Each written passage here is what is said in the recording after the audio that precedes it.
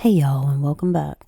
Today we will be reacting to another Slapped Ham video titled "This Scary Clip Shouldn't Exist." Now, I don't know exactly which one would be the scary clip that shouldn't exist, but you know what? Let's find out and see for ourselves which one it is, shall we? Starting today's episode off with a short and creepy little clip. This one was uploaded to TikTok by user at dingy_AYD. It's some home security footage showing a quiet dining room late at night. Everything looks perfectly normal until something strange happens.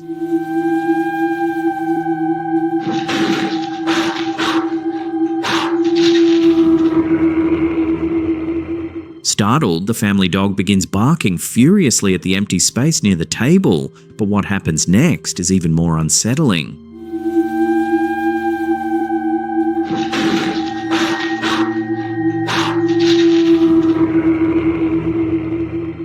The dog suddenly jerks backward as if shoved by something invisible.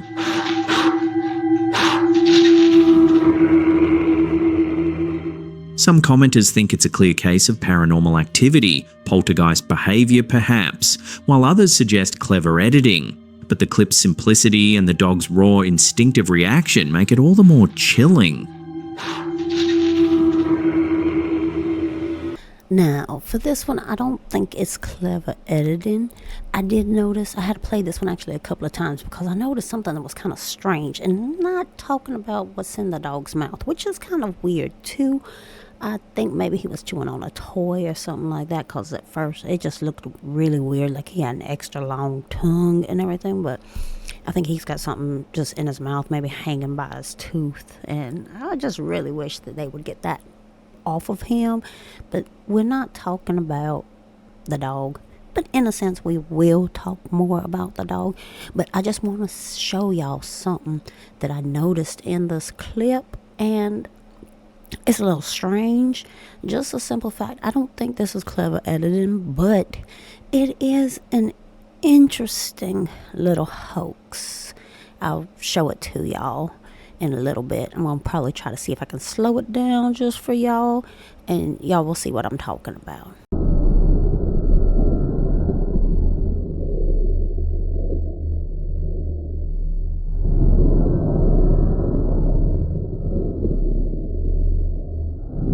Did y'all see it?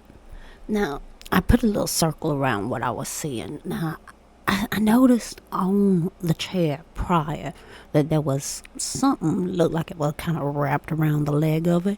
And I thought maybe at first that it was maybe a decoration or something. You know how sometimes y'all get those chairs and everything. They can have a little bit of ornate designs on them and things like that. Maybe little like circles where it's kind of like a bit more enlarged, you know, and everything. When somebody used the lathe and sat there and fixed all that, made little designs and maybe little bumps and grooves within the chair leg. Anyway, I thought that's what it was at first. And then when I sat there and noticed, it was like a band comes like kind of slightly flying out from underneath the table, but you know, just enough where at first you didn't see it, now you see it. It wasn't going completely out, as y'all can see. I circled and I slowed down the video image and circled the spot that I noticed it on. So this here tells me that they maybe had like kind of set up something and rigged it up where after a certain amount of pressure or something like that, it would, I'm not going to say necessarily snap, but spring the trap. How's that sound? And it was just very odd, because why would a band or a ropes, whatever it was that they had there, because I can't tell because it's not vision and everything. I just know that it's some sort of circular object that's more like, to me, like rope, rubber band, something like that. Wow, it's so odd to me that as soon as the chair happened, that happened as well. So I could tell, going through and reviewing it and slowing it down, basically this right here was basically a ticking time bomb waiting to happen. So they had that set up just for it. I just feel bad for the dog, just simply because he looked like he was relaxing, and next thing you know, he gets the start of his life. As for Callan mentioning that it seemed like the dog was jerked away or anything like that, y'all notice that the floors aren't carpeted. So, if any of y'all have any pets and they have a quick start, you know that they automatically go backwards away from whatever startled them. And for it seeming like he was pushed away or thrown away, whatever you want to call it, by this supposed poltergeist activity, you could hear the nails scraping on the linoleum or hardwood floor, because it could be linoleum that looks like hardwood. I digress on that. Y'all can leave a comment below if y'all think it's hardwood or if it's some sort of like faux wood flooring. Be my guest if y'all want to sit there and say anything about that. But anyway, y'all hear his nails clacking on that floor. So he's trying to get away from whatever it was. It wasn't a quote unquote push from anything. This is just a dog doing what's instinctual for him when he's frightened. He has to get away from the situation in general. So this one here, not that scary. They could have probably done a little bit better job on the hoax, but I think they were banking on most people paying attention more to the chair flying away and the dog's his reaction towards the situation at hand. Now that one's out of the way, let's move on to the next, shall we? Our next story takes us to a suburban home where a simple Halloween decoration turned into a terrifying ordeal. A woman named Erika Harrington had ordered a decorative doll from Amazon for her upcoming Halloween celebration. At first, it seemed like nothing more than an ordinary prop, until Erika noticed that the doll seemed to move on its own. You can see right here, you see how she's turning around? Okay, that's normal because of the wind. But hold up, look at her. She's turning back around. Whenever she stepped outside, she claimed the doll would shift positions, always turning slightly toward her, as though it were watching her every move. She turns and she continues to look at me. No, I'm trying to get myself in the house at this point. What disturbed her most was that the doll never moved randomly. It always seemed to deliberately face her. Why are you stopping right there to look at me? I don't play that. It's time for her to go. Then things escalated. Erika began receiving motion alerts from her home camera showing a person detected on the porch. But each time she checked, no one was there. Her garage door opened on its own. Her dog began staring at empty windows as though following something invisible.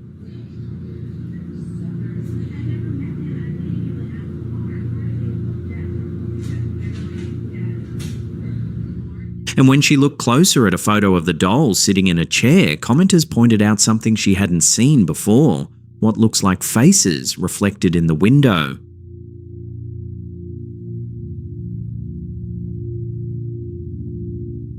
She placed the doll in her husband's car trunk and began contacting priests and mediums for help. One medium told her that the doll carried a dark presence and advised her to get it out of the house immediately. In her final video, Erika films herself shipping the doll back.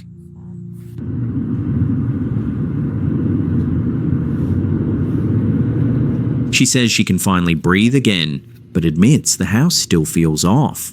She's gone. I'm walking away. God, I just hope my house is okay. Her Halloween goblin decorations, which had stood perfectly still for years, began turning toward each other, and a small green pumpkin decoration kept rotating on its own to face the street. Even after the doll was gone, she said she could still feel its energy. She ended her last video saying she would be cleansing the home and her family, swearing off Halloween decorations altogether.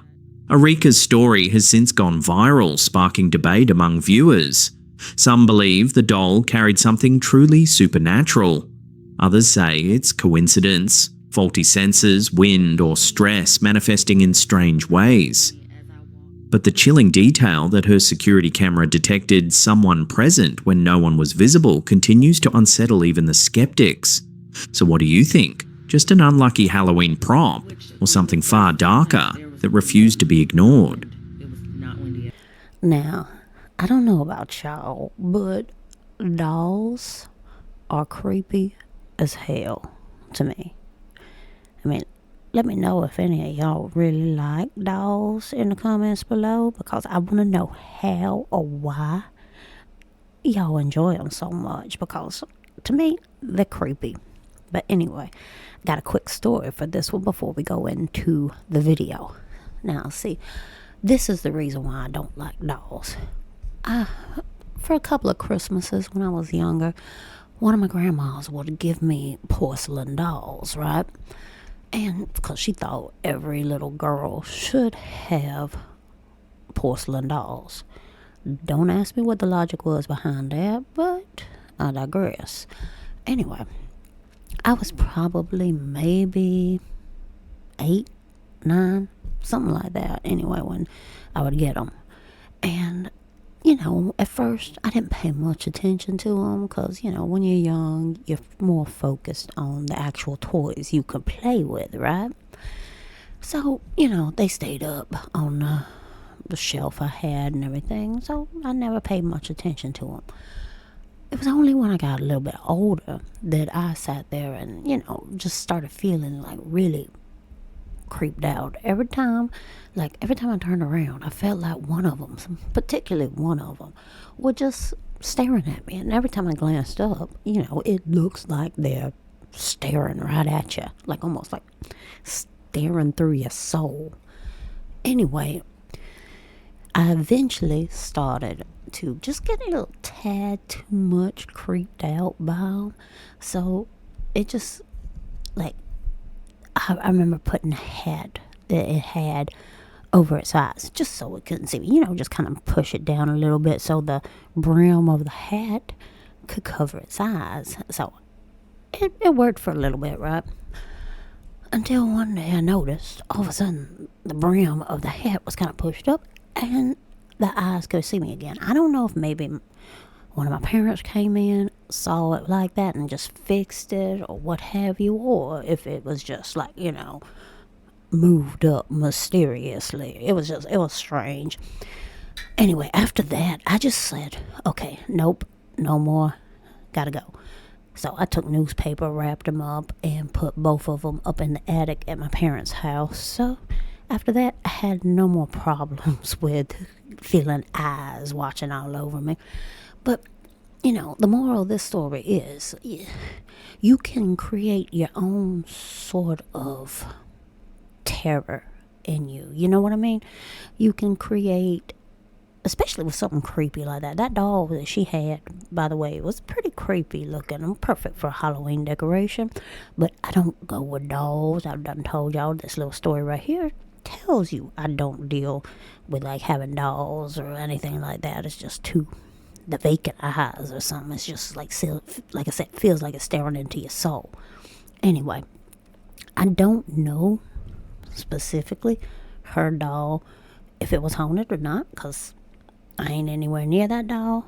I haven't had any dealings with that doll, so I can't really tell you reasonably if this thing is in fact haunted or not, like the medium suggested to her that it had a dark presence. I'm not sure, but there are situations in where you can find yourself kind of almost creeping yourself out to the point where you think that things could be conspiring against you. You know what I mean? You think about it. This is Halloween decorations she's dealing with, so we're dealing with October, Halloween. What really brings in everything that makes everybody stressed out more is the holidays. You think about it. October, Halloween. November, Thanksgiving. December, Christmas. And then at the tail end of December, you also got New Year's. There are people who do little things like little parties and stuff like that for New Year's. So what does all those have in common? Extra money spent. So you think about it. This could be just a stressful situation for this woman where, finances can compound, especially with these upcoming months. And then you think about it, you don't know if somebody in her family possibly has a birthday around those times too. So that would be even more expenses tagged on. And I've noticed when people stress, especially about money and things like that, they get a little bit more, not, I wouldn't say paranoid to like an extent to think that, but it's just added stress does create a little overwhelming sense in people, and some things can seem a bit different, if you know what I mean. So, do I think that this is a legitimate haunting, or is it stress? I'm not sure. I mean, I could go along more side of the stress thing because I can understand that a bit more, and I can, basically, like I say, I can understand it, and I can kind of feel for her in that type of sense because everybody's gone through some sort of stress when it comes to finances or something like that, and you can understand that and the kind of like weirdness that goes around with that. So I don't know. What do y'all think? I mean, there are several things that can kind of go into this too. I mean, there was the camera that said there was a person on her porch and there was nobody there. We don't see the clip of that except maybe a little bit of the clip of the doll sitting in the chair. There's a possibility that her camera that said that there was somebody on the porch, maybe the wind blew the rocking chair and the doll kind of moved a little bit. Maybe it kind of alerted to some sort of, movement like that. Or it could be what the medium said. I'm not sure. As for the dogs can kind of see and sense things, especially with that keen sense of smell. Maybe there was an animal that maybe they weren't paying attention to and seeing. Dog might have smelled a mouse just going across the yard, and he was peeking around trying to figure it out. Then to a person who's not really paying attention to what the dog's done locked on, they're gonna think that the dog is seeing nothing. I mean, also he could have been hearing something and he's trying to figure out what's going on, so that could be that with the dog. I don't think that anything too strange is with the dog. As for the faces in the picture, that could be just pareidolia.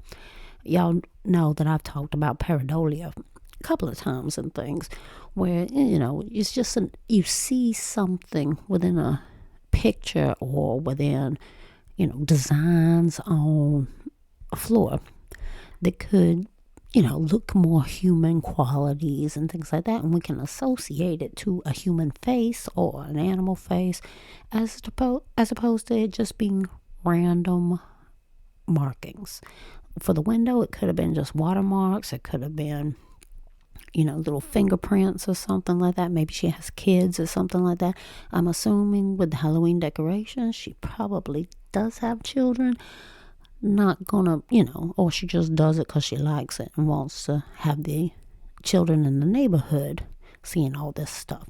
So I don't know the full situation with it, but most of the time when people decorate, there are children within their own home, whether niece, nephews, or their own son or daughter. So that right there could be like, little markings, maybe like fingerprints or something like natural oils coming from a person who had touched the window, and maybe it kind of shaped up when she took the picture to be like faces on the window. We can easily establish something like that. So, but the whole thing is just, there's not enough information for me, so I'm not too sure on this one. But like I say, leave it in the comments. What do y'all think? You think that this is just maybe stress levels too high, or was she really experiencing a haunting? Let me know in the comments. Let's move on to the next. This eerie set of photos was sent in by a viewer named Bailey S., and the story behind them is enough to send chills down your spine. The pictures were taken back in 2012 on Halloween night in Sandy, Oregon. Bailey was posing with her 2-year-old sister-in-law before heading out to trick-or-treat. Her mother-in-law was the one taking the photos, just a few quick snapshots in the living room before they left. In the first image, everything seems perfectly normal. A sweet family photo showing Bailey and the toddler. But in the second photo, taken only seconds later, something inexplicable appears. Reflected in the window behind them is the clear image of a man standing in the room. The problem? Bailey swears there were only 3 people in the house at the time: her sister-in-law, and her mother-in-law. No one else was present, and certainly no one who looked like the man in the reflection.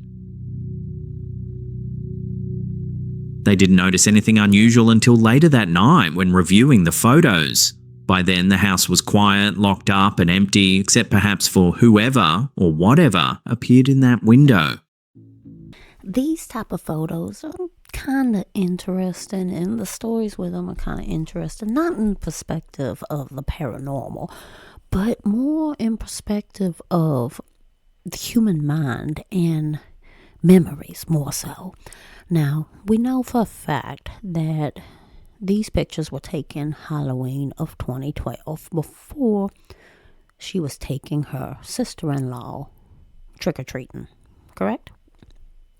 Now, what I'd like to know is, she mentions how they saw them later in the night, and that's when they saw the person in the mirror. But are we 100% certain we are seeing this in 2025? That's a good bit of time in between 2012, 2025. I mean, unless Slapped Ham was sitting on this one for a while, because he receives a multitude of video clips and pictures and all this other stuff, it begs to wonder, when did she submit this picture? And like I say, that's a good bit of time in between. That's 13 years. I mean, a lot of things happen within a few months, let alone 13 years. I mean, you can't remember exactly everything that happens, correct? Unless you got a great memory.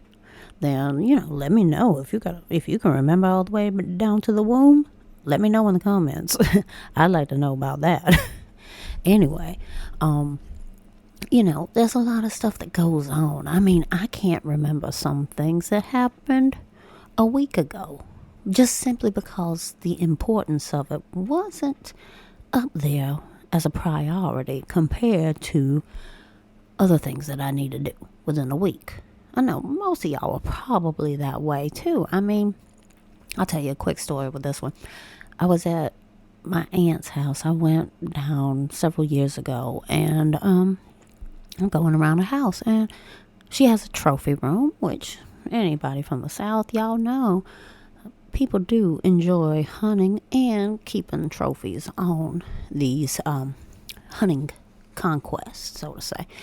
And they had a large wild boar head sitting on the wall. And I was like, oh, wow, that one's really, really nice. And my aunt turns around, because I asked her, I said, well, when did this happen? I don't remember this one. When did this happen? And, where'd y'all get him? And she's like, you don't remember? I was like, remember what? And she's like, oh, you actually was the one who flushed it out of the brush when before we shot it. You were the one who went and got it out of the brush, and we shot him. And the end of the story right there.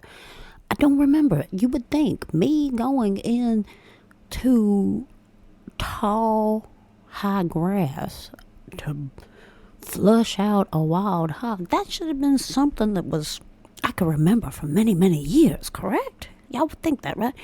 I don't remember it. Don't remember it at all. Until she told the story. I still really have been racking my brain to try to remember it. But, I digress on that.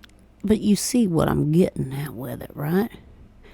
Time goes by. Memories fade because they get replaced with new ones. You think your brain kind of like a computer system, right?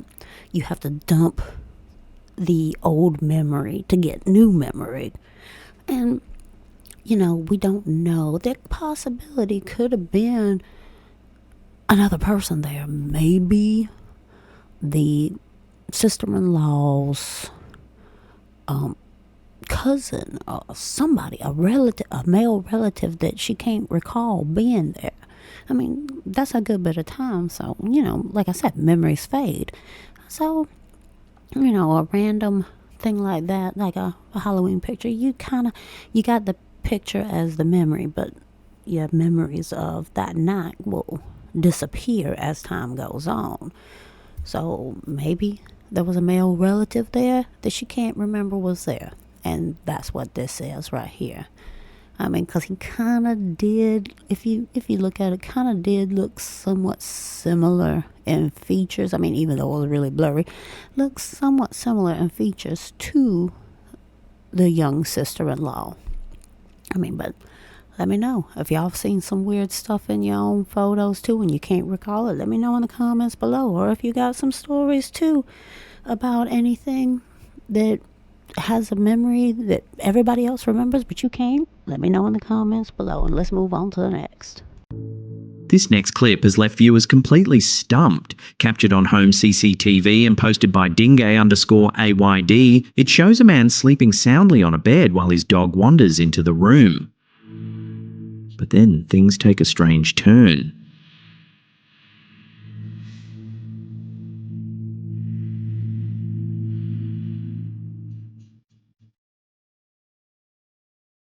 The man wakes suddenly, but it looks like the dog somehow slipped behind the chest of drawers.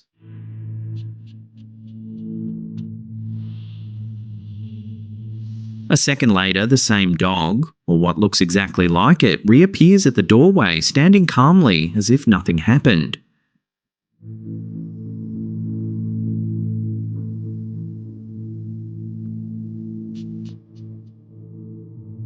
Some viewers believe it's just an illusion, perhaps a second similar-looking dog entering the room at the same time, but others aren't so sure. They insist the footage looks too seamless, too uncanny, suggesting it could be evidence of a glitch in the Matrix or even a brief slip in time or space.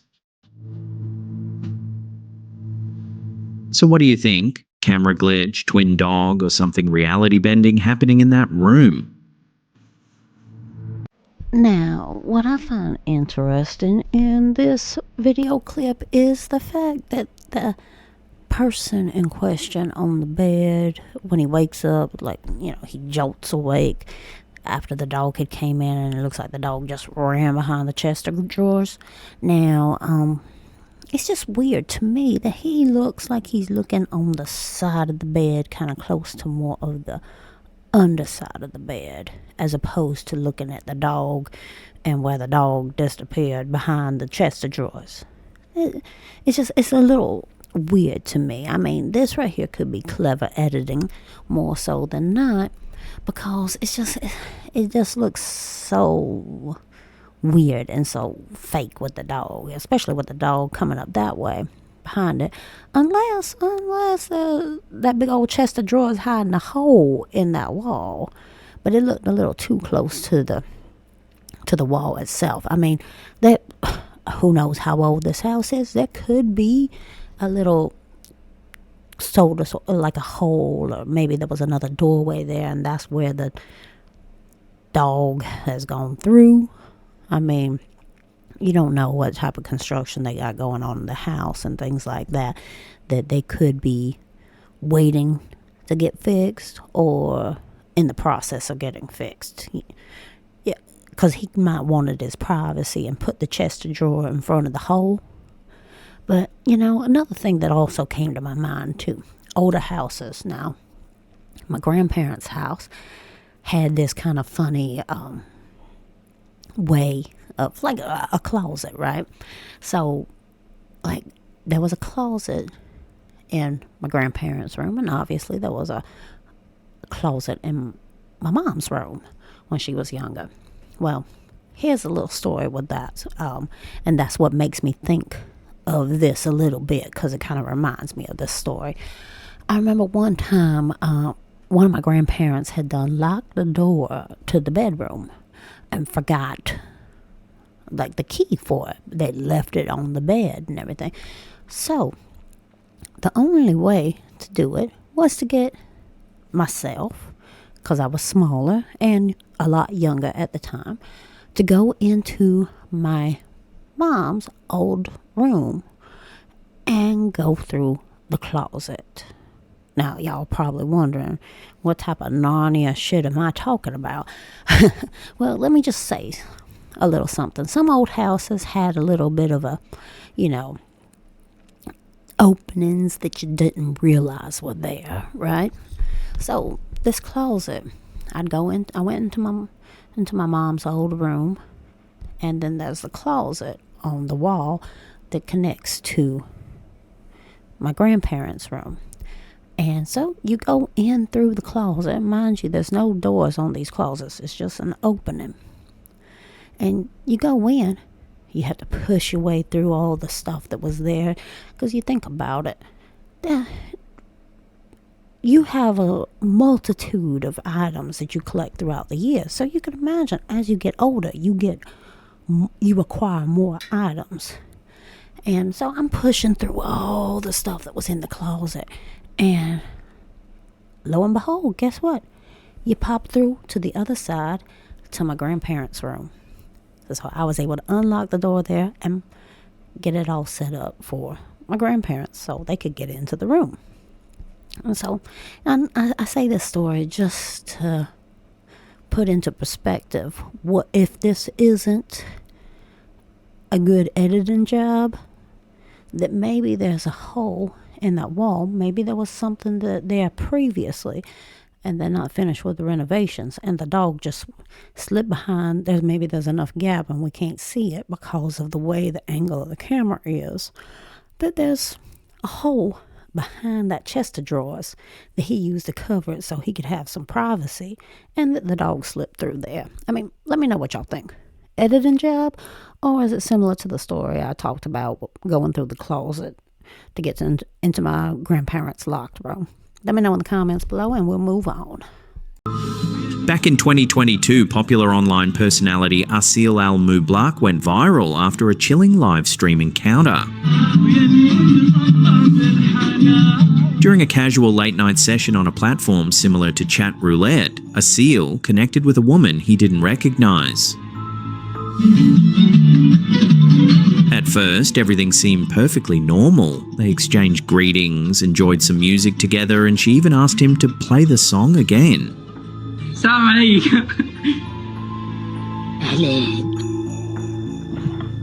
But when Asil began talking to her more directly, he noticed something was off.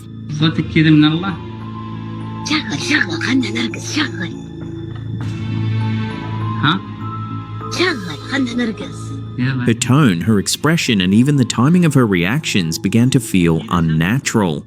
The atmosphere shifted.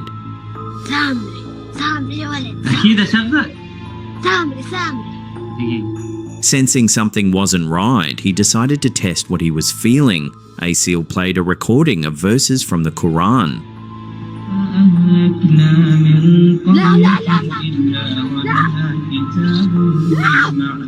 The woman's expression changed and she abruptly left the live stream.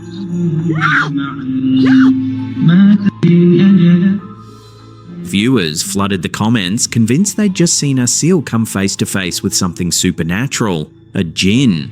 According to Islamic belief, jinn are spiritual beings created from smokeless fire.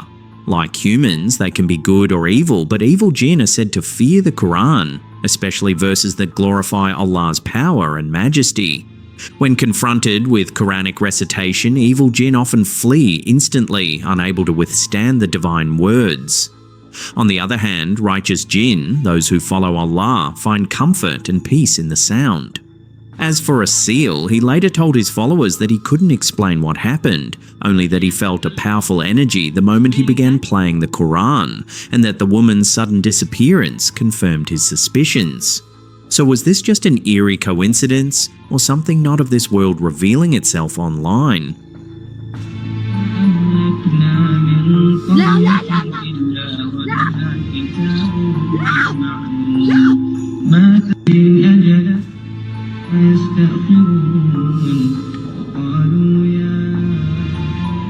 Honestly, I really don't think anything supernatural happened here. I do not believe that the woman in this is a jinn, as they are suggesting. He was doing something similar to a chat roulette. So he basically FaceTiming with some total stranger. This woman, more often than not, was probably just trolling him. I mean, I can sit there and pretend that I'm a crazy person, or, somebody who's going through and doing something strange. We could be sitting there doing this whole chat roulette ourselves. Me and all y'all as viewers could be doing something similar to this, and you could randomly hop on to mine, and next thing you know, I could be doing something crazy, like trying to sit there and eat my own arm or some weird things like that and creep everybody out. Let's be 100% honest. You don't know who you're going to run across on things like this. So, I mean, we can make this a public safety announcement to make sure that, if you kind of are a little on the naive side, and you run across one of these things, just don't do it. Don't do it. You may think it's fun and games, but you could run into somebody who is mentally unstable or pretending to be, just to scare you. It's basic scare tactics that anybody could really do. So I'm not really feeling this as being anything more than the woman trolling people, if they end up randomly getting her as a person on this little, I guess, quote unquote roulette video chat thing. Anyway, what do y'all think in the comments? Y'all think it's really a jinn, or do y'all think he's getting trolled real hard? All right, let's move on to the next one though. This next clip was sent in by viewer Jessica P, and it comes straight from the security cameras of a local brewery, and what it captured is truly strange.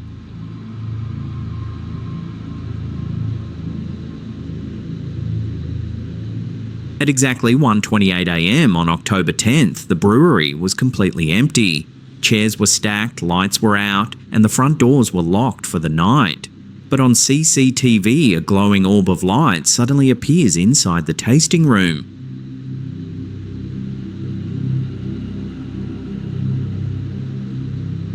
Whatever it is, it hovers above the counter before drifting across the floor.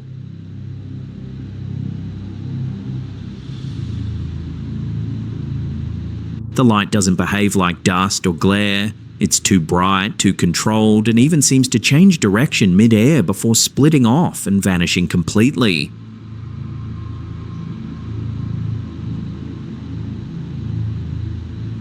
Jessica says no one was outside or inside the building at the time, and that all entry points were secure. She describes it simply as an unexplained light that breaks off. While skeptics might chalk it up to insects, headlights, or lens artifacts, others think it looks too luminous and deliberate, suggesting it could be a paranormal manifestation, perhaps the spirit of a former worker or a lingering energy tied to the location. Whatever it was, the brewery owners still can't explain what appeared on camera that night.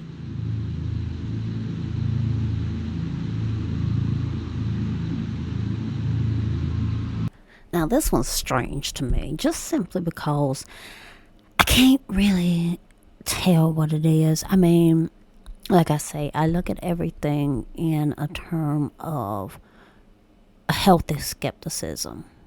I mean, I do believe in the paranormal, but I also come at videos and things like that with a healthy dose of skepticism, just to be able to look at everything, all encompassing the video or the picture that I'm being shown, because I'm not going to automatically assume everything is paranormal. Even though I do believe in the paranormal, I will go through and try to see and figure out if there is an honest physical explanation as opposed to a paranormal explanation. It makes things a little bit easier in terms of this digital world that we live in, where you have AI, you have everybody who knows how to edit. And, I have to take a look at it and really sit back and to be able to determine what I'm seeing. Is it real or is it a hoax? So in this case here, I'm looking at the terms of what the skeptics were trying to say: insects or light artifacts within, like camera artifacts within the video clip, and also like headlights. They mentioned headlights. I really wouldn't see it as headlights, simply because of the way it was traveling. At first, yeah, you could see something like that. But for it to come back and also go down and dip into the to the floor, and also its pauses and everything like that, that was not a headlight. As for an insects don't show up like balls of light. They show up more like for night vision camera. They will show up wide, but not like the way this was showing up. They show up more like, looks like dust specks, or they can be those little quick orbs that fly by. This kind of had more of a leisurely pace. And if y'all notice, there's like a weird, almost quasi, the only thing that comes to mind is, y'all know how like in movies and things like that are dealing with sci-fi and everything, like the interdimensional ring of something like trying to get through to another dimension, or like the time warps they show on a lot of these science fiction television shows and movies and things like that. That's what it kind of reminded me of, because it was a bit of a, what was odd about it was a bit of a static to it too. At first I was thinking, well, maybe the camera's starting to malfunction. I mean, I've seen where things malfunction and it starts out where it's not, of course, going on in the room. It's going on inside the camera. And it starts almost like it has something very similar to what we're seeing here. And it starts eating away at the frame a bit. So you won't be able to see what's behind where the thing actually had been. You'll start seeing like weird lines or distortions and things like that. But we don't see that in this here. So what I'm feeling with this kind of, that this is something that's added. If I had more things to be able to sit there and go through and had the original video and be able to go through and take a look and be able to kind of like piece away everything from it, we could probably see that this is something that was added after this video was taken through the CC. I mean, that's just my personal opinion. It's something that doesn't look real, if you get what I'm saying. This looks more of a hoax, something added in extra that could cause something like this, especially with the static kind of bubble, like I say, the interdimensional bubble that's around this white light, because it almost looks like a flashlight light shining on linoleum or on like a nice glossy wall. Let me know in the comments below if y'all agree with that. It looked like something added extra. There's somebody in there with a flashlight. That part was real, but the added extras and everything, I just think they set that up for effects. But anyway, let's move on to the next. This eerie submission comes from a viewer named Penn, who captured something strange while working on a creative project, a stop-motion film featuring a small fox puppet. The photo was taken back in 2013 using an iPod Touch in a quiet private garden that once stood on the historic grounds of Eltham Palace in London. Penn says they were alone at the time, carefully photographing the puppet frame by frame. But when they looked back at the image later, something unexpected had appeared. Next to the puppet, you can see what looks like a shadowy set of legs. Penn insists that no one else was present and that the shadow wasn't visible when the photo was taken. What's even stranger is that Eltham Palace, known for its centuries of history and royal connections, has long been rumoured to be haunted. Built on medieval foundations, parts of the property are said to be home to ghostly figures that have been seen wandering the gardens and corridors. Was this just an odd trick of light, or did Penn accidentally capture a spectral presence from the palace's storied past? Now, this one, the only thing I can really think of that could be always a possibility is the fact that they were talking about doing stop motion film, right? So, most of y'all probably know what stop motion film is, but if you don't, I'll do a quick explanation. They do it a lot, especially with the older cartoons. They did it a lot. Rudolph the Red-Nosed Reindeer, Gumby, things like that, where you would take a click of a scene, adjust the character, especially like Gumby or something, move his hand or move, do a very minute movement to the puppet, and then you take another picture. And you just repeat that and repeat that and repeat that until you get what you're looking for, either an episode of Gumby or a whole full-length movie like Rudolph the Red-Nosed Reindeer. Anyway, so that, right there will tell you that people have to go into the frame. You take a picture, then you have somebody come in, move the things, take a picture. Same thing.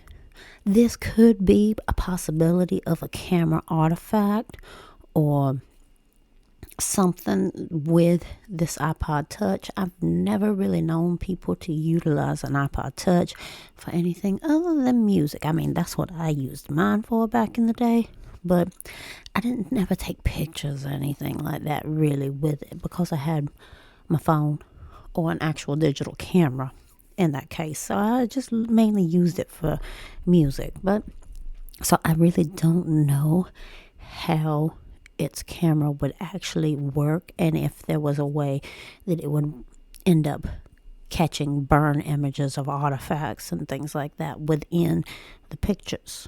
I mean, that type of stuff happens a lot, and that could easily explain this. But you know what? Let me know in the comments down below. You think you really caught something, or is this just a burn image that had happened because of the whole stop motion that they were doing? All right, let's just move on to the next one. In 1938, in the quiet suburb of Thornton Heath, Croydon, just south of London, the ordinary home of Alma Fielding, a 34-year-old housewife, became the stage for one of the strangest and most influential poltergeist cases ever recorded. What began as a domestic haunting spiraled into a psychological mystery that would change how paranormal investigators understood ghosts forever.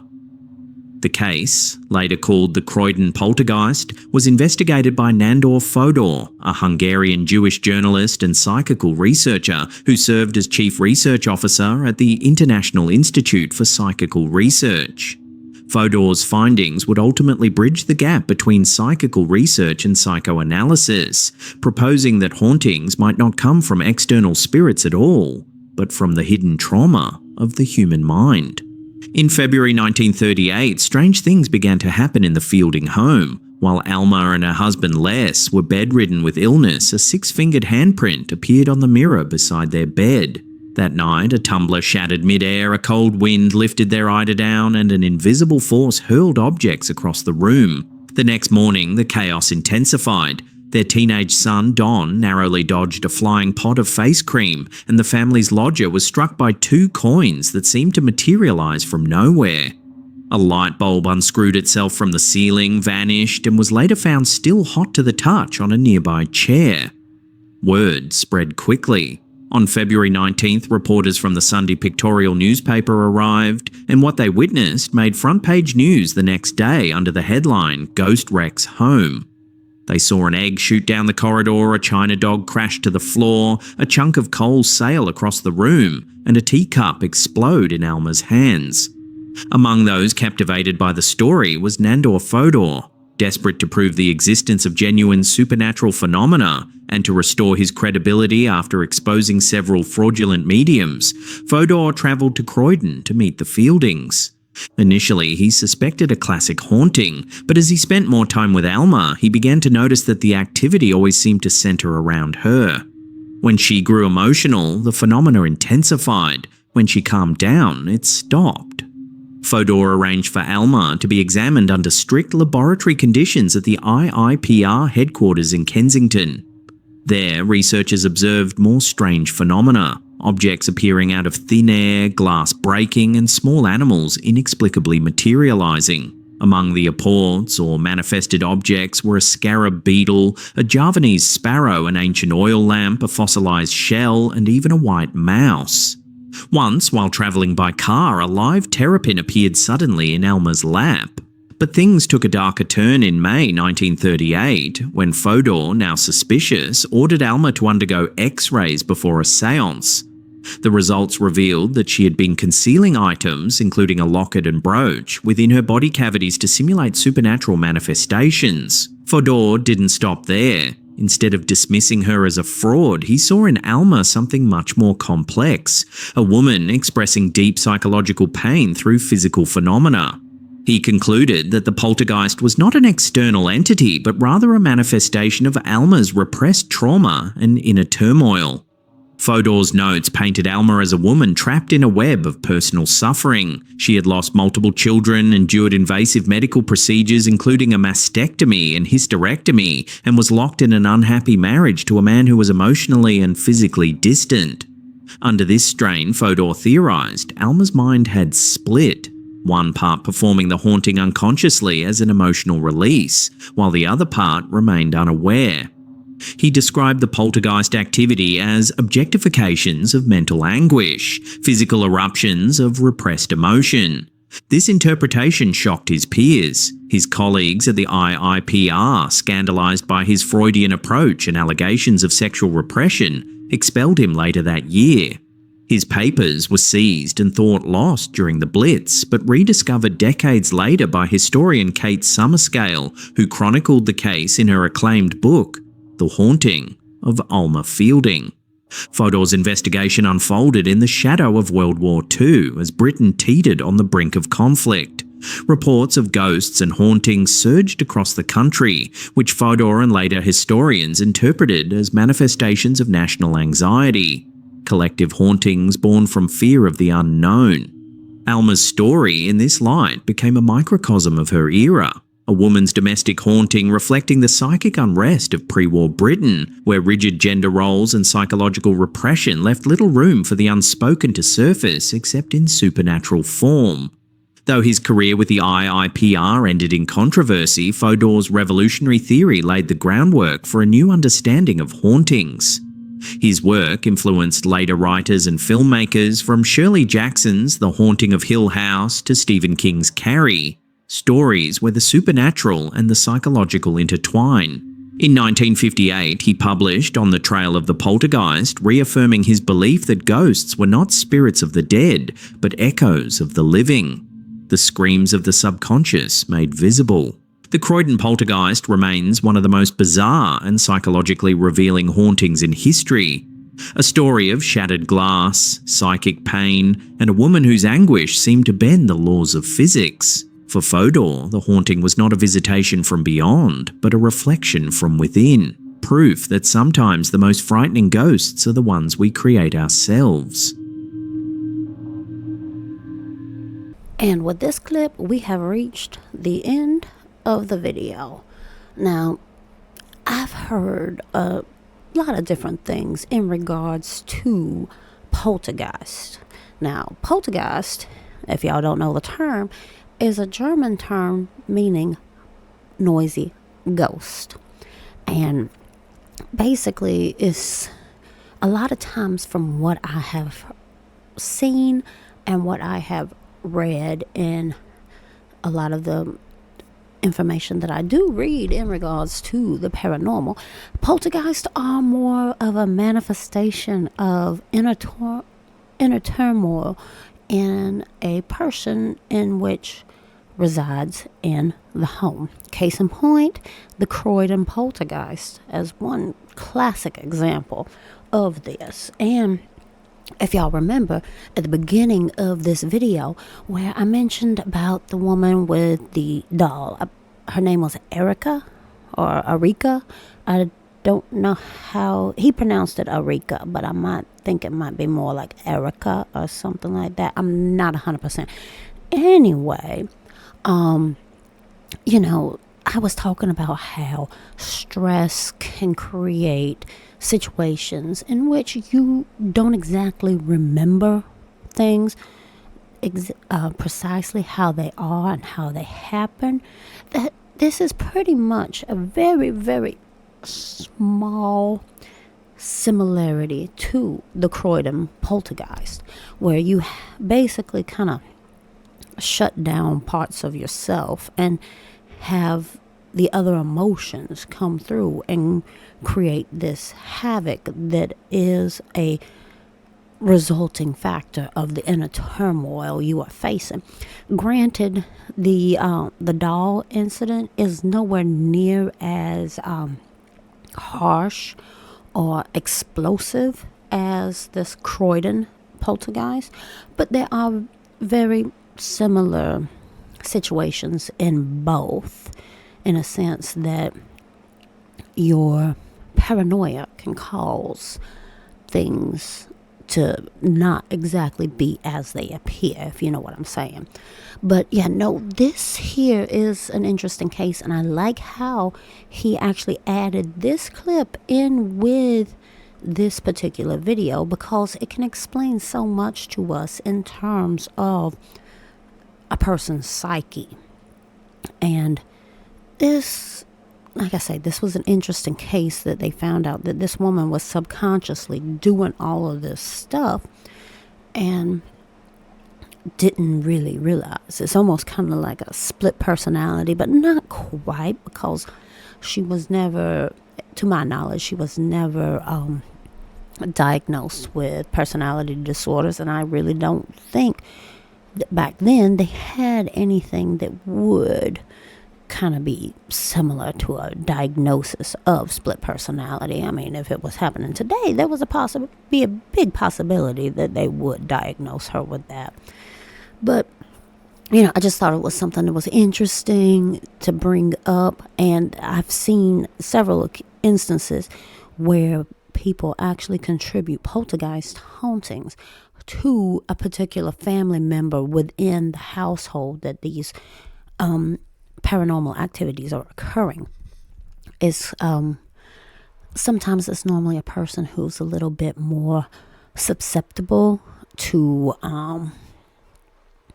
these, I can't really say possessions or anything like that, but there's a sensitivity to them that they don't realize, but under duress and stress, it ends up manifesting in, they call it PK, like I think it's psychic kinesis, where these type of things will happen and occur, and it's happening subconsciously because the person who is experiencing these, they are unaware of the situation, and the stress levels are extremely high, so therefore these PK manifestations will occur when they're in the house.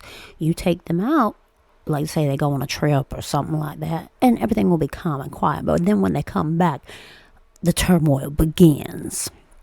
So it's always an interesting look into things, and it really shows you how the human mind can actually work in situations such as this. I mean, I've heard different things because I actually did take a few courses in psychology, and What I've seen that's actually absolutely insane is that there are some instances where a person wants to become pregnant so much and has that desire to create life in them that they actually, their brain starts sending out the hormones, and it will make it look as if this person is actually pregnant.